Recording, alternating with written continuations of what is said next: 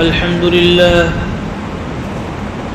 لله نحمده ونستعينه ونستغفره ونؤمن به ونتوكل عليه ونعوذ بالله من شرور أنفسنا ومن سيئات أعمالنا من يهده الله فلا مضل له ومن يضلله فلا هادي له ونشهد أن لا إله إلا الله وحده لا شريك له ونشهد أن سيدنا ومولانا محمدا عبده ورسوله وبارك وسلم تسليما كثيرا أما بعد فأعوذ بالله من الشيطان الرجيم بسم الله الرحمن الرحيم إن الذين كفروا سواء عليهم أأنذرتهم أم لم تنذرهم لا يؤمنون ختم الله على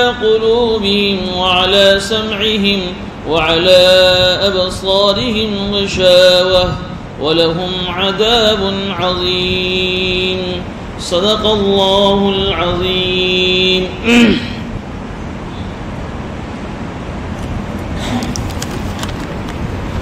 گزشتہ ہفتے سورہ بقرہ کی تفسیر کا سلسلہ ہم نے شروع کیا اور گزشتہ مجلس کے اندر اس کی 5 آیتوں کی تفسیر بھی ہو چکی. سب سے پہلے تو سورہ بقرہ کے فضائل آپ کے سامنے بیان کیے تھے اور پھر اس کے بعد سورہ بقرہ کی پہلی آیت میں اللہ رب العزت نے قرآن کا تعارف کروایا کہ قرآن ایک ایسی کتاب ہے کہ جس میں کوئی شک نہیں ہے. پھر اس کے بعد اللہ رب العزت نے اسی آیت میں قرآن کے بارے میں ایک بات یہ ارشاد فرمائی کہ قرآن ایک ہدایت کی کتاب ہے جو انسان کو سیدھا راستہ بتاتی ہے، جس کی دعا انسان روزانہ اپنی نماز میں سورہ فاتحہ میں کرتا ہے. اہدنا الصراط المستقیم صراط الذین انعمت علیہم، اے اللہ تو مجھے سیدھا راستہ بتا. اور سیدھا راستہ کون سا؟ کہ صراط الذین انعمت علیہم، کہ ان لوگوں کا راستہ کہ جس پر تو نے انعام فرمایا، یعنی نبیوں والا راستہ، ولیوں والا راستہ، شہیدوں والا راستہ، اللہ کے نیک بندوں والا راستہ. روزانہ آدمی 5 ٹائم نماز میں کتنی مرتبہ سورہ فاتحہ پڑھتا ہے؟ تو یہ سورہ فاتحہ میں جب بندے نے اللہ سے دعا کی تو اللہ نے اس کی دعا کے بدلے میں پورا قرآن ہدایت کی شکل میں اللہ نے اس کو عطا فرما دیا. پھر آگے اللہ نے ایک بات اور ارشاد فرمائی کہ قرآن ہدایت کی کتاب ضرور ہے، اس سے رہبری ضرور ملے گی، سیدھا راستہ ضرور ملے گا، لیکن کن لوگوں کو ملے گا؟ جن کے اندر سچی طلب ہوگی، جو چاہتے حقیقت میں اپنا آپ کو قرآن کے مطابق بنانا کہ میری زندگی سنور جائے، میری زندگی قرآن کے مطابق بن جاوے، میرے دل میں اللہ کا خوف آ جاوے، میرے دل کے اندر پیارا کا تاجدار مدینہ سرکار دو عالم صلی اللہ علیہ وسلم کے پیارے اور نورانی طریقے میری زندگیوں میں داخل ہو جائے. یہ اگر سچی طلب کسی کے اندر ہے تو قرآن سے ضرور اس کو رہبری ملے گی، قرآن سے ضرور اس کو ہدایت ملے گی. تو یہ سچی طلب والوں کو قرآن سے ہدایت ملے گی. اگر کسی میں سچی طلب نہیں ہے، ضد ہے، تکبر ہے، گھمنڈ ہے، حسد ہے، تو قرآن سے ایسے لوگوں کو رہبری نہیں ملے گی. تو اب ان کی علامت کیا ہے کہ جن میں سچی طلب ہے؟ تو گزشتہ وہ 5 علامتیں بیان کی تھی کہ ان میں پہلی علامت تو یہ ہے کہ ان کے دل کے اندر ایمان بالغیب ہوگا، یعنی جو باتیں ہماری آنکھوں سے غائب ہیں اور جن باتوں کے بارے میں پیارا آقا صلی اللہ علیہ وسلم نے ہمیں خبر دی ہے کہ اللہ کے بارے میں، رسولوں کے بارے میں، نبیوں کے بارے میں، فرشتوں کے بارے میں، آخرت کے بارے میں، مرنے کے بعد کی زندگی کے بارے میں، جنت کے بارے میں، جہنم کے بارے میں، میدان محشر کے بارے میں، یہ جو ساری تفصیل اور ساری جو ڈیٹیل حضور اکرم صلی اللہ علیہ وسلم نے ہمیں بیان کی، حالانکہ ہمیں نے کسی میں سے کسی چیز کو دیکھا نہیں ہے، لیکن پھر بھی جن کے دلوں میں سچی طلب ہوگی وہ ان پر ایمان لے آئیں گے. ان کی پہلی خوبی بیان کی. دوسری خوبی بیان کی تھی کہ اللہ رب العزت کے جتنے بھی احکام ہیں جس کا تعلق انسان کے بدن سے ہے، جس میں انسان کا بدن تھکتا ہے، یہ سارے احکام کو پورا کرتا ہوگا. اس میں سر فہرست یا نماز کا تذکرہ ہے، چونکہ نماز یہ انسان کی بدنی عبادت میں سب سے اہم عبادت ہے. تو نماز بول کر ساری بدنی عبادت مراد لی کہ ساری بدن سے کی جانے والی عبادت کو کرتا ہوگا. تیسری اس کی خوبی بیان کی کہ وہ زکوٰۃ کو، نہ اللہ نے جو مال اس میں دیا ہے اس میں سے وہ زکوٰۃ ادا کر رہا ہوگا، اور زکوٰۃ مول کر عبادت کی جو وہ قسم جس کے اندر مال لگتا ہے انسان کا، وہ ساری قسم اس میں آ گئی۔ زکوٰۃ ہے، صدقہ فطرہ ہے، صدقات واجبات ہے، نفلی صدقات ہے، اس کے مال میں غریبوں کا حق ہے، یتیموں کا حق ہے، بیواؤں کا حق ہے، مہمانوں کا حق ہے، تو وہ اپنے مال کا حق ادا کر رہا ہو۔ اس کی تیسری خوبی کہ مال میں کنجوسی کر کے، بخل کر کے ان سارے حق کو ضائع نہیں کر رہا ہوگا۔ چوتھی خوبی کہ قرآن کے ساتھ ساتھ قرآن سے پہلے جتنی آسمانی کتابیں اس پر نازل ہوئی، تورات ہے، زبور ہے، انجیل ہے، اس پر بھی اس کا یقین ہوگا کہ یہ بھی اللہ کی طرف سے نازل ہونے والی کتاب ہے۔ اور پانچویں اس کی علامت بتائی تھی کہ اس کے اندر آخرت کا یقین اور استحضار ہوگا، کہ جن کے اندر یہ 5 خوبیاں ہوگی، اللہ تعالیٰ فرما رہے کہ ان میں سچی طلب ہوگی، یہی لوگ اللہ تعالیٰ کی طرف سے ہدایت پر ہوں گے اور یہی لوگ کامیاب ہوں گے۔ اس کی پوری تفصیل گزشتہ درس میں آ چکی۔ آج کی آیت میں اللہ رب العزت نے ایک دوسرے گروہ کا اور دوسری جماعت کا تذکرہ کیا ہے۔ پہلی جماعت کون سی کہلائی؟ یہ وہ جماعت ہیں جن میں سچی طلب ہے، یہ ایمان والوں کی جماعت کہلائی، سچے پکے ایمان والے، کہ جن کے اندر یہ 5 خوبیاں تھی، اللہ نے ان کو ہدایت سے مالا مال فرمایا۔ اب اس آیت میں اللہ رب العزت نے اس جماعت کے اندر جو دوسرے جو لوگ تھے جن کے اندر یہ سچی خوبی نہیں تھی، ان کا تذکرہ فرمایا ہے۔ پہلے ہم اس کا ترجمہ کرتے ہیں، پھر انشاءاللہ اس کی تفسیر کرتے ہیں۔ ان الذین کفروا سواء علیہم، کہ وہ لوگ جو اپنے کفر پر اڑے رہیں، ضدی بنے رہیں، اللہ تعالیٰ فرماتے ہیں کہ سواء علیہم، ان کے لیے برابر ہیں، اے نبی جی آپ ان کو ڈرائے یا نہ ڈرائے، لا یؤمنون، آپ کا ڈرانا اور نہ ڈرانا ان کے لیے کوئی فائدہ مند نہیں ہوگا، یعنی وہ ایمان لانے والے ہی نہیں۔ ختم اللہ علی قلوبہم وعلی سمعہم، اللہ نے ان کے دلوں کے اوپر اور ان کے کانوں کے اوپر مہر لگا دی، وعلی ابصارہم غشاوہ، اور ان کی آنکھوں پر اللہ نے پردہ ڈال دیا ہے، اور آخرت کے اندر ان کو بڑا بھاری عذاب ملے گا۔ حضور اکرم صلی اللہ علیہ وسلم جب قرآن کریم نازل ہو رہا تھا تو قرآن کی جو ہدایت آتی تھی، قرآن سے جو رہبری ملتی تھی، وہ رہبری لوگوں کی کرتے تھے۔ تو پہلا گروہ کون سا تیار ہوا؟ ایمان والوں کا، جو حضور اکرم صلی اللہ علیہ وسلم پر ایمان لے آئے۔ بلکہ آپ کو معلوم ہوگا کہ سب سے پہلے حضور اکرم صلی اللہ علیہ وسلم پر ایمان لانے والے حضرت ابوبکر صدیق رضی اللہ عنہ، بغیر کسی شک کے اور بغیر کسی سوچے ہوئے سب سے پہلے حضور کے اوپر ایمان لانے والے حضرت ابوبکر صدیق مردوں میں، اور عورتوں میں سب سے پہلے ایمان لانے والے حضرت خدیجہ رضی اللہ تعالیٰ عنہ، بچوں میں سب سے پہلے ایمان لانے والے حضرت علی رضی اللہ تعالیٰ عنہ، اور باندیوں میں سب سے پہلے ایمان لانے والے حضرت ام ایمن، جو اللہ کے رسول کی گھر کے اندر باندی اور ان کی خادمہ تھی، اور غلام کے اندر سب سے پہلے ایمان لانے والے حضرت زید رضی اللہ عنہ۔ ان کے بعد پھر دھیرے دھیرے جو لوگوں کو اسلام سمجھ میں آتا گیا، قرآن سمجھ میں آتا گیا، لوگ مسلمان ہوتے گئے۔ آپ کو معلوم ہے، آپ سن رہے بڑے بڑے وہ کافر کہ جنہوں نے غزوہ احد کے اندر، غزوہ بدر کے اندر حصہ لیا مسلمانوں کے خلاف، لیکن ان کے دل میں تھوڑی بھی سچی طلب تھی تو اللہ نے انہیں ہدایت سے مالا مال کر دیا۔ جب ابو سفیان کے بارے میں آپ نے سنا، جب غزوہ بدر کا واقعہ ہوا مدینہ کے اندر سن ہجری 2 میں، تو سامنے دشمنوں کی طرف سے لڑنے کے لیے کون آیا تھا؟ ابو سفیان آیا تھا۔ پھر اللہ نے فتح مکہ پر ان کو اسلام کی نعمت سے مالا مال فرمایا، وہ بھی اس پہلے گروپ میں داخل ہو گئے۔ خالد بن ولید کیسے مسلمانوں کے دشمن تھے، لیکن اللہ نے انہیں بھی سچی طلب تھی، اللہ نے انہیں ہدایت دے دی، یہ بھی مسلمانوں کے گروپ میں شامل ہو گئے۔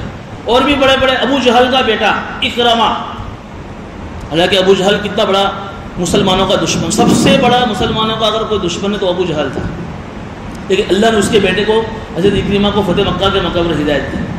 تو یہ بہت سارے صحابی ایسے جو بعد میں فتح مکہ کے موقع پر بھی مسلمان ہوئے، جن کو اللہ نے قرآن سے ہدایت دی۔ لیکن کچھ ایسے بدقسمت لوگ تھے کہ جن کے اندر ضد تھی، جن کے اندر گھمنڈ تھا، تکبر تھا، جیسا ابھی ابو جہل کا نام لیا، ابو لہب جس کے متعلق سورہ لہب نازل ہوئی، تبت یدا ابی لہب، اللہ کے نبی صلی اللہ علیہ وسلم کے ایک چچا ابو طالب، حالانکہ اللہ کے نبی صلی اللہ علیہ وسلم کا بہت فیور کرتے تھے، بہت سپورٹ کرتے تھے دشمنوں کی طرف سے، لیکن یہ بھی مسلمان نہیں ہوئے۔ عقبہ ہے، عتبہ ہے، شیبہ ہے، بڑے بڑے جو ہے سردار تھے جو غزوہ بدر میں مارے گئے۔ ان کے بارے میں اللہ تعالیٰ یہ آیت نازل فرما رہے ہیں کہ یہ نبی جی، یہ لوگ اپنے کفر کے اوپر ایسے ضدی ہیں کہ ان کی ضد کی وجہ سے آپ ان کو کتنا بھی سمجھاؤ، آپ کے سمجھانے اور نہ سمجھانے سے ان پر کوئی فرق نہیں پڑے گا۔ حضور اکرم صلی اللہ علیہ وسلم کو اللہ تعالیٰ کہہ رہا ہے. تو کیوں سمجھ میں نہیں آئے گا؟ ان کو ہدایت کیوں نہیں ملے گی؟ اللہ تعالیٰ کہہ رہے ہیں کہ ختم اللہ علی قلوبہم، کہ اللہ نے ان کے دلوں پر مہر لگا دی ہے اور ان کے کانوں پر اللہ نے مہر لگا دی ہے. مہر کا مطلب کیا ہوتا ہے؟ کوئی چیز ہم نے پیک کی، اس کے اوپر سیل لگایا، اب کوئی باہر سے چیز اندر داخل نہیں ہو سکتی. اللہ تعالیٰ کہہ رہے ہیں کہ ان کے اندر اتنی ضد تھی، اتنا ان کے اندر تکبر اور گھمنڈ تھا کہ ان کو معلوم تھا کہ حق کیا ہے اور باطل کیا ہے.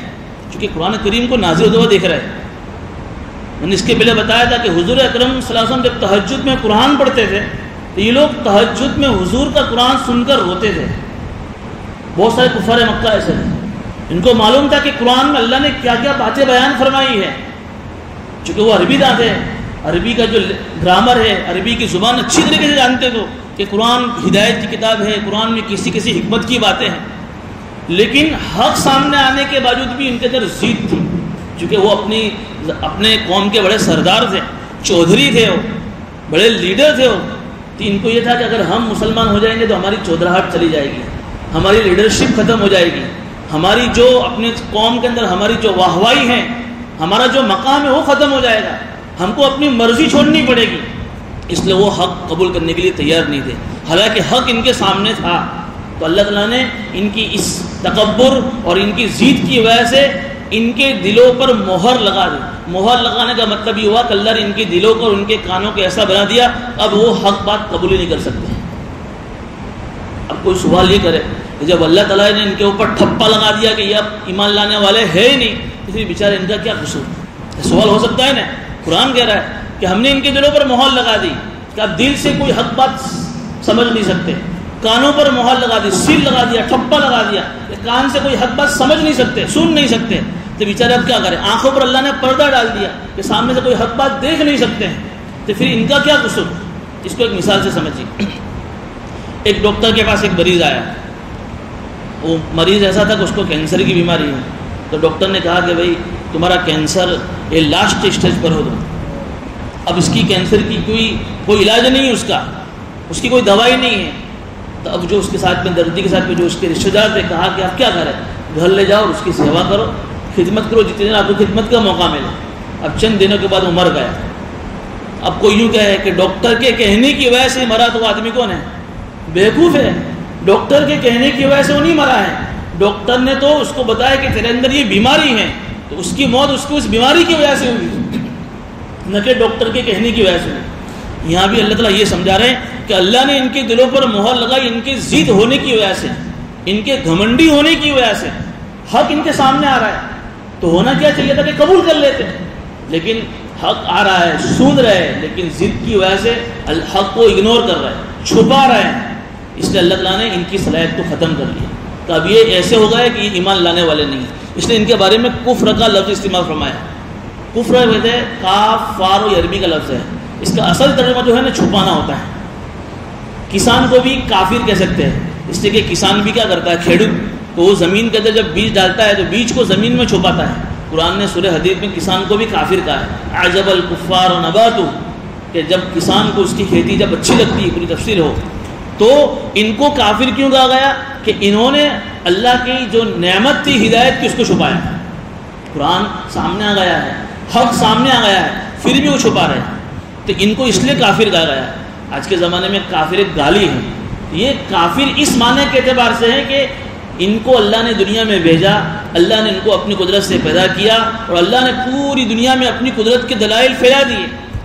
سمجھانے کے لیے قرآن اتارا، قرآن سمجھانے والے اللہ نے لوگ بھیجے، پھر بھی تم اگر نہ سمجھو تو پھر تم اللہ کی اس نعمت کو چھپا رہے ہو، تو تمہیں کافر کہنے میں کیا حرج ہے؟ تو اللہ نے ان کے بارے میں آیت نازل فرمائی، ان الذین کفروا سواء علیہم، کہ جو لوگ کفر پر اڑے ہوئے ہیں، اے نبی جی آپ ان کو کتنا بھی ڈراؤ. چونکہ حضور اکرم صلی اللہ علیہ وسلم کی چاہت یہ تھی کہ کسی طریقے سے یہ ایمان لے آئے، تو حضور کو تسلی دی جا رہی ہے کہ آپ کے ڈرانے سے ان کا کوئی ہاں آپ کو ثواب ملے گا، آپ اپنا کام کرتے رہیے، آپ لوگوں کو ڈراتے رہیے. یہ ڈرانے سے مطلب وہ ڈرانا نہیں ہے جسے کوئی آدمی کسی کو سانپ سے ڈراوے. ڈرانے کا مطلب اصل میں یہ انذار، انذرتہم، یہ عربی لفظ ہے. اس کا ترجمہ ہم اردو میں کر ہی نہیں سکتے، اس لیے مفسرین اس کا ترجمہ کیا ڈرانا. اصل کہتے ہیں کسی کو انجام سے باخبر کرنا.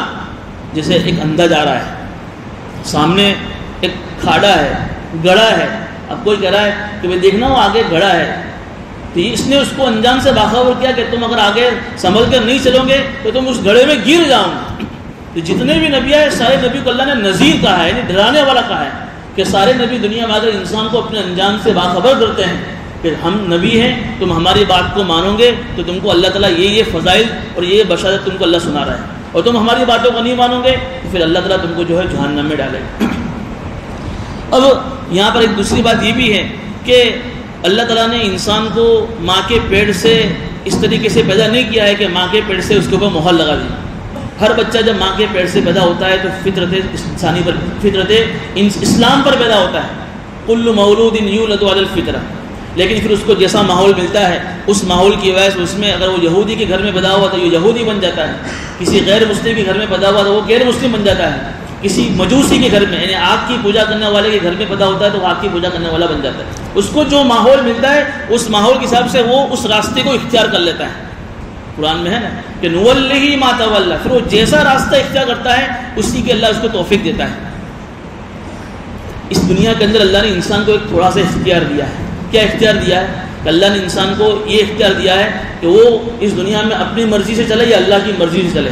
ایسا نہیں ہوگا، میں نے اس کے پہلے بھی مضمون کئی مرتبہ دہرایا ہے، چونکہ بہت سے لوگوں کو اس پر سوال ہوتا ہے، یہ مضمون اس لیے آج بھی دہرایا جا رہا ہے کہ اللہ تعالیٰ یہ چاہتے ہیں کہ انسان اپنے اختیار سے نیک بنے اور اپنے اختیار سے برا بنے۔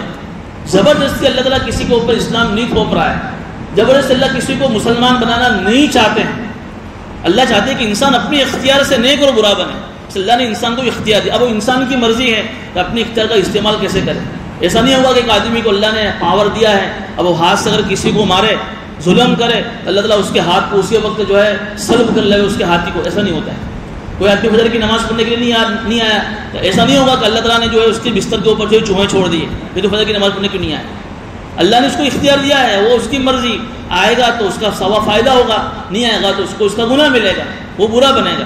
لیکن انسان یہ سوچے کہ میں تو مجبور ہوں، میرے کو اللہ نے دنیا کے اندر بھیجا، میں کیا کر سکتا تھا، پھر اللہ تعالیٰ مجھے جہنم میں کیوں بھیجے گا۔ میں آپ کو اس کی مثال دوں، ایک تندرست آدمی ہے، اس کے ہاتھ کے اندر جو پاور ہوتا ہے وہ اپنی مرضی سے حرکت کرتا ہے، کسی کو ہاتھ ہلانا، کسی کو مارنا۔ ایک وہ آدمی ہے جس کو ایسی بیماری ہے جیسے بہت سارے آدمیوں سے جن کو راشا کی بیماری ہے، ہاتھ آٹومیٹک ہلتا رہتا ہے، حرکت کرتا رہتا ہے۔ اب دونوں کے اندر فرق ہے کہ نہیں؟ جو انسان تندرست ہے وہ اپنے ہاتھ کو لے رہا ہے، اپنی مرضی سے ہلا رہا ہے، اور وہ انسان مجبوری میں اس کا ہاتھ ہل رہا ہے۔ فرق کیا ہوا کہ وہ مجبوری میں جس سے ہاتھ ہلا ہے اس کے ہاتھ سے اگر کسی کو لگ بھی گیا تو سامنے والا اس سے بدلہ نہیں لے گا، اس سے کوئی ایسا جرم بھی ہو گیا تو وہ قانون اس پر لاگو نہیں ہوگا سزا کا۔ لیکن ایک تندرست آدمی کسی کو مارے گا تو اس پر فوراً قانون لگاؤ، اس کی پکڑ کی جائے گی۔ تو اللہ تعالیٰ یہ کہہ رہے ہیں کہ ہم نے تم کو دنیا کے اندر اختیار دیا ہے، تم اس اختیار کا اگر صحیح استعمال کرو گے تو پھر ہم تمہیں اس حساب سے اس کی توفیق دیں گے۔ جی ایک آدمی چاہتا ہے کہ میں نیک بنوں، اس کے دل کے اندر کا ارادہ نیک بننے کا ہے تو پھر اللہ اس کو نیکی کی توفیق دیتا ہے۔ لیکن وہ اس نے راستہ ہی برا اختیار کیا ہوا ہے، دوستی ہی بروں کی اختیار کی ہوئی ہے، ماحول بھی اس کو بروں کا ملا ہے، تب وہ برائی کی طرف ہی آگے بڑھے گا۔ اس حدیث شریف میں آتا ہے کہ جب ایک آدمی گناہ کرتا ہے تو گناہ کرنے کی وجہ سے اس کے دل کے اوپر ایک کالا نقطہ لگ جاتا ہے، ایک دھبا لگ جاتا ہے۔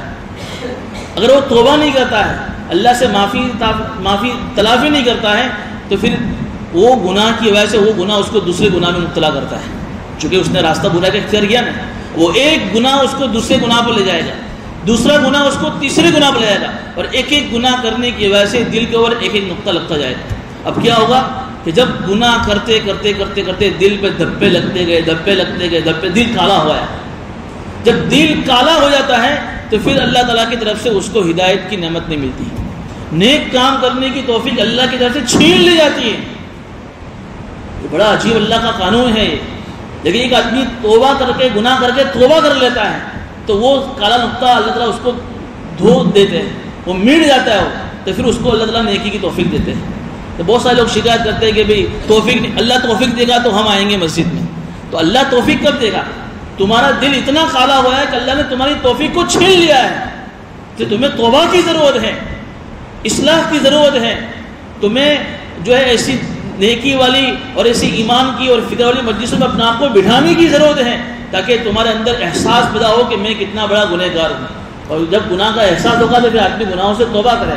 تو بہرحال یہ مضمون اللہ تعالیٰ ارشاد فرما رہے ہیں کہ ہم نے ان کی کفر کی بنا پر ہم نے ان کی دلوں پر مہر لگا دی اور ان کے کانوں کے اوپر ہم نے مہر لگا دی اور ہم نے ان کی آنکھوں پر پردہ ڈال دی. وَلَهُمْ عَذَابٌ عَظِيمٌ. اور یہ تو دنیا میں اس کی سزا ہوگی, آخرت میں اس کی سزا کیا ہوگی؟ اللہ تعالیٰ ان کو بڑا بھیانک بڑا بھاری عذاب دیں گے. کیوں؟ ایک امیر ہے, اس نے دیکھا کہ بیچارہ ایک آدمی غریب ہے, اس کو بلایا, بھائی کیا کرتے کہ کچھ نہیں کرتا, غریب ہوں, کچھ کر نہیں سکتا ہوں, تو اس کا وظیفہ طے کر دیا, بھائی ہر مہینے میں تجھے 15,000 روپے دوں گا. 15,000 روپے طے کیے اس کے. اب وہ غریب آدمی اس امیر کے پاس سے 15,000 روپے لے کر کیا کر رہا ہے؟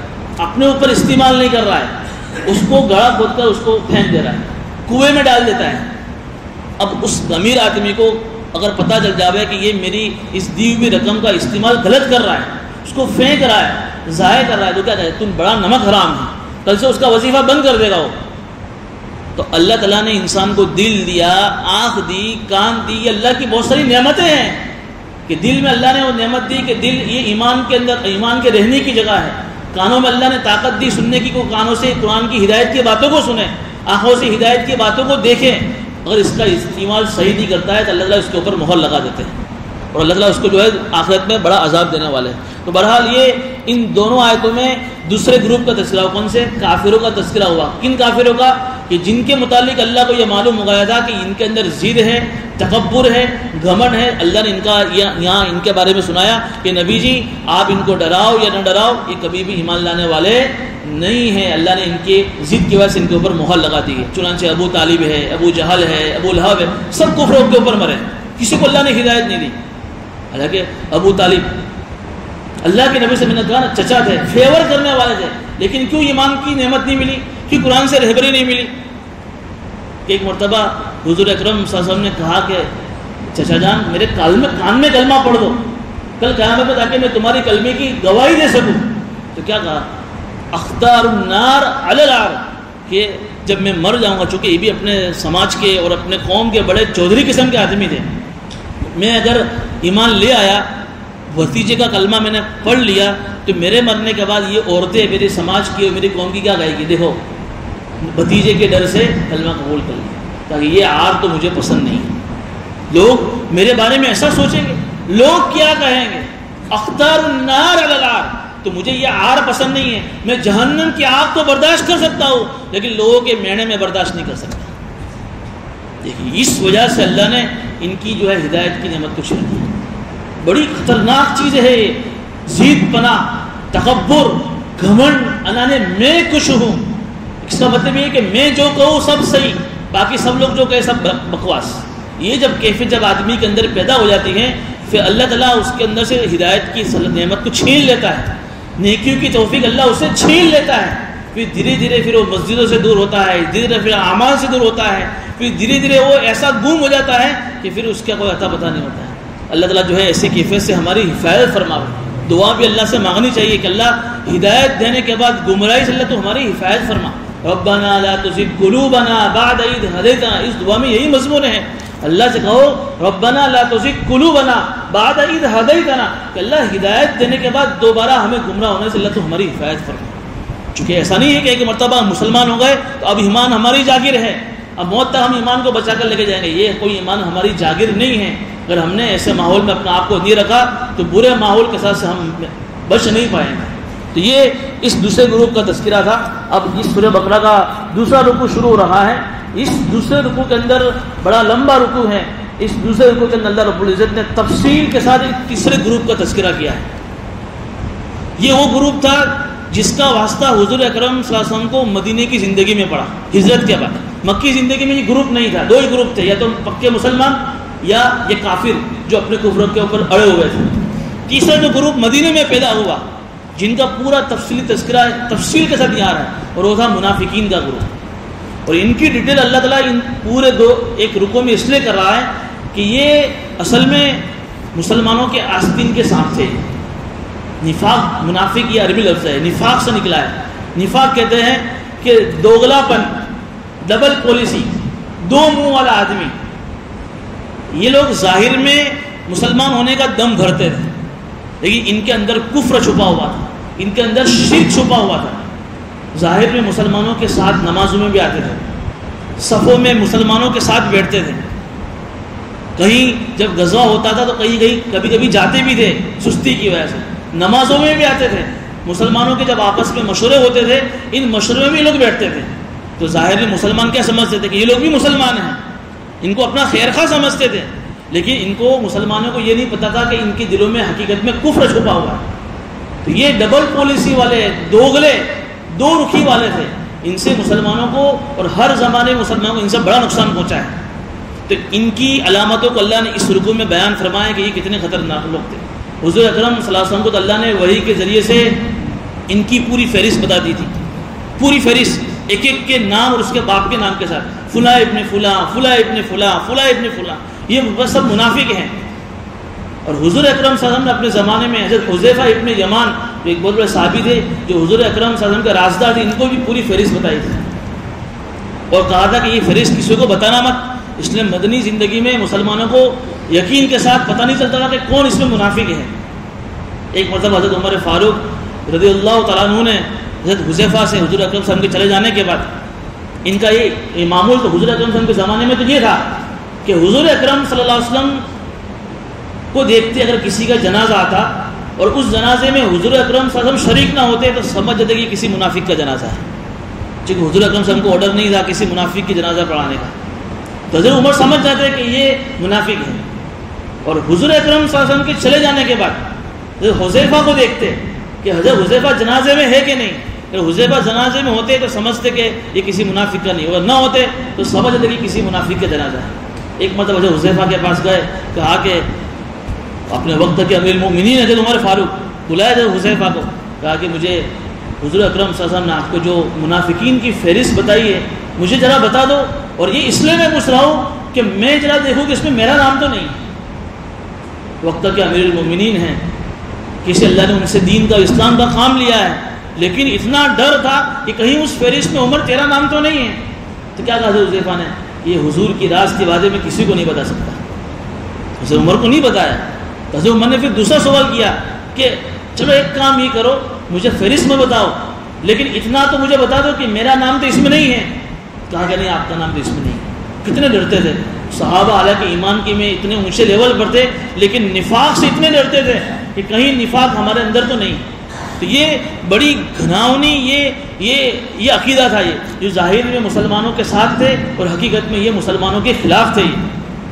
حضور اکرم صلی اللہ علیہ وسلم نے اور قرآن کریم نے ان کی خطرناک سزا بیان فرمائی, ان المنافقین فی الدرک الاسفل من النار, کہ کافروں سے بھی, چونکہ جہنم کے اندر بھی درجے ہوں گے, جیسے جنت کے اندر درجے ہیں جہنم میں بھی درجے ہیں, سب سے لاسٹ درجے کی جو جہنم ہوگی اس میں منافقین کو ڈالا جائے گا.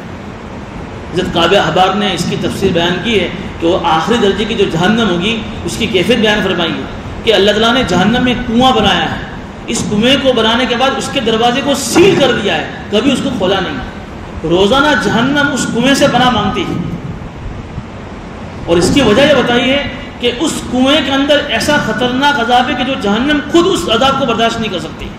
ایسے عذاب میں اللہ تعالیٰ ان منافقین کو داخل کرنے والا ہے. تو ان منافقین سے اسلام کو بہت بڑا نقصان پہنچتا تھا. یہ لوگ کیا کرتے تھے, مسلمانوں کے ساتھ بیٹھتے اور مسلمانوں کی راز کی باتیں ان کافروں کو جا کر بتا دیتے. اب ایک مرتبہ حضور اکرم صلی اللہ علیہ وسلم اس طریقے سے بیٹھے اور راز کی بات ہوئی کہ بھئی ہمیں جسے غزوہ احد ہوا, غزوہ بدر ہوا, تو یہ مسلمانوں کو پہلے سے بتا دیا تھا کہ ہمیں کون سی دشا میں جانا ہے.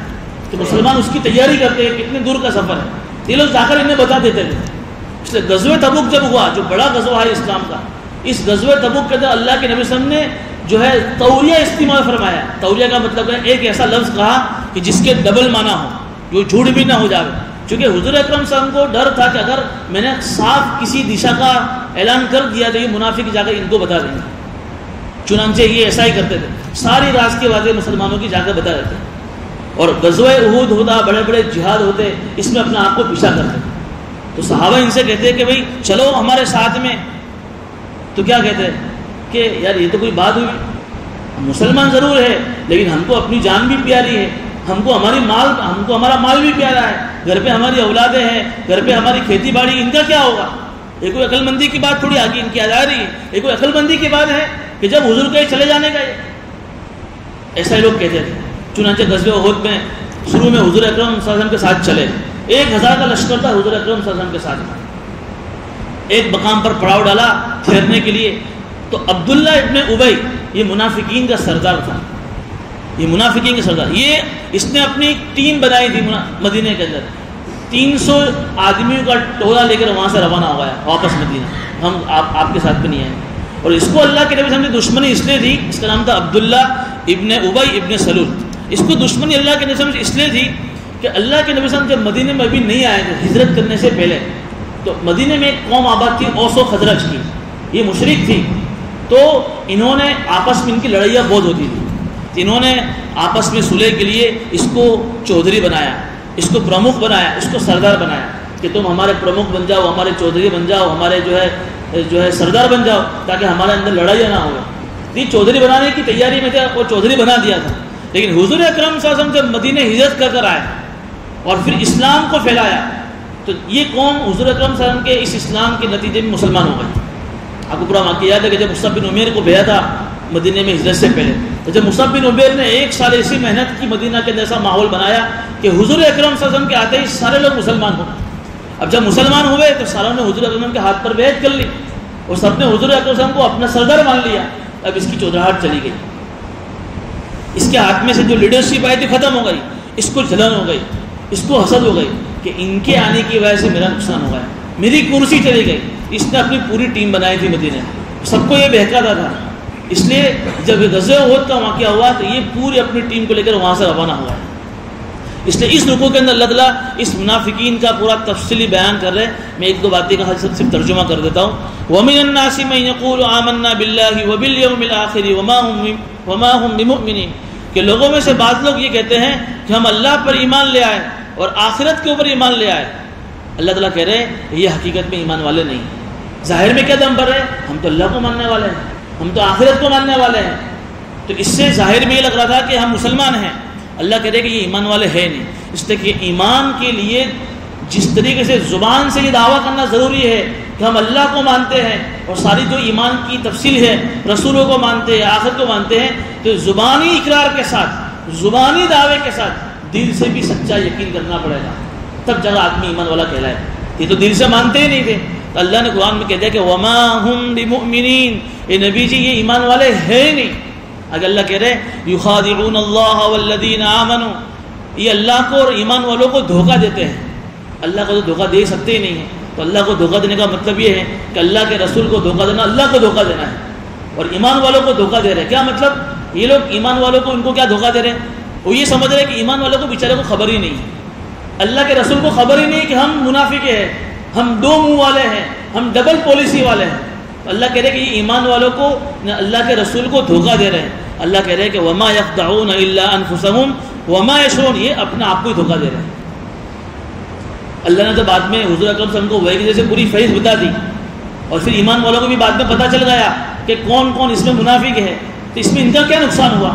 نقصان تو ان کا ہوا نا۔ کیا نقصان ہوا؟ کہ اللہ نے دنیا میں بھی ان کو ذلیل کیا اور آخرت میں بھی ان کے لیے اللہ نے دردناک عذاب بنایا ہے۔ تو یہ دھوکہ تو اپنے آپ کو دے رہے ہیں، بیوقوف تو اپنے آپ کو بنا رہے ہیں، نہ کہ ان کو دھوکہ دے رہے ہیں۔ یخادعون اللہ والذین آمنوا، کہ یہ اللہ کو ایمان والوں کو دھوکہ دے رہے ہیں، حالانکہ یہ اپنے آپ کو ہی دھوکہ دے رہے ہیں اور ان کو اس کا احساس بھی نہیں ہے۔ فی قلوبہم مرض فزادہم اللہ مرضا ولہم عذاب علیم بما کانوا یکذبون، اللہ کہہ رہے ان کے دلوں میں ایک روگ ہے۔ کیا روگ ہے؟ وہی حسد، جلن، تکبر، یہ نبی یہاں کیوں آئے، میری چودراہٹ چلی گئی، اب ان کو حسد ہو گیا، جلن ہو گئی۔ تو اللہ کیا کہہ رہے ہیں یہ ایک روحانی بیماری ہے، جیسے ایک ظاہری بیماری ہوتی ہے، یہ ایک روحانی بیماری ہے، حسد، جلن، جلنا، کسی کی نعمت کو دیکھ کر یہ تمنا کرنا کہ یہ نعمت اس کے ہاتھ سے چلی جائے چاہے مجھے ملے یا نہ ملے۔ بڑی خطرناک چیز ہے، یہ روحانی روگ ہے۔ یہ جب کسی کو یہ روگ لگ جاتا ہے تو پھر یہ روگ بہت جلدی ختم نہیں ہوتا ہے۔ اللہ کہہ رہے فزادہم اللہ مرضا، ہم نے اس کے روگ کو اور بڑھا دیا۔ جلن تو تھی کہ حضور آئے اور سارے لوگ حضور کے ہاتھ پر بیعت ہو رہے ہیں، مسلمان ہو رہے ہیں، دھیرے دھیرے مسلمانوں کی ترقی ہو رہی ہے، تو ان کے اندر سے جلن اور بڑھ رہی ہے۔ ظاہر سی بات ہے کہ آدمی کو کسی کو جلن ہو اس کی نعمت کو دیکھ کر اور وہ نعمت میں اور آگے بڑھ رہا ہو تو اس کی جلن بڑھے گی کہ نہیں بڑھے گی؟ بیماری بڑھے گی اس کی، وہ اس کا علاج نہیں کرے گا تو جلن اور بڑھے گی، پھر کیا کرے گا؟ وہ سازش کرے گا اس کے خلاف. کیسے سازش کرے گا؟ کہ میرے کو وہ نعمت ملے نہ ملے، اس کو اس کے پاس سے نعمت چلی جائے. پھر آدمی کیا کرتا ہے؟ اس کے لیے جادو کرتا ہے، ٹوٹکے کرتا ہے، یعنی کہ سفلی عمل کرواتا ہے، اور ایسی ایسی حرکتیں کرتا ہے کہ آدمی ایمان سے نکل جاتا ہے. یہ بڑا خطرناک روگ ہے.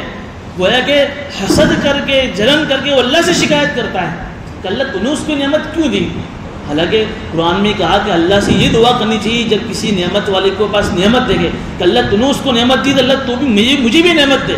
یہ تو اللہ سے ہم دعا کر سکتے ہیں کہ اللہ تو نے اس کو اتنا علم دیا، اللہ تو مجھے بھی اتنا علم دے. اللہ تو نے اس کو اتنا مالدہ بنایا، اللہ تو مجھے بھی اتنا مال دے. یہ دعا تو اللہ سے کر سکتے ہیں. لیکن یہ جلنا کہ اللہ تو نے اس کو کیوں دیا، تو اللہ کی مرضی کی بات ہے. تم اللہ کی جو ہے اوپر سوالات اور شکایت کر رہے ہو. تو ان کے اندر بھی یہ منافق کی نشانی ہے کہ ان کے دلوں میں یہ روگ تھا حسد کا، جلن کا. اللہ کہہ رہے کہ مسلمانوں کی جب ترقی ہو رہی تھی مدینے کے اندر، فزادہم اللہ مرضا، اللہ نے اس کی بیماری کو اور بڑھا رہا ہے. اب کیا ہوا ہے؟ نہ کہہ سکتے نہ سہ سکتے ہیں.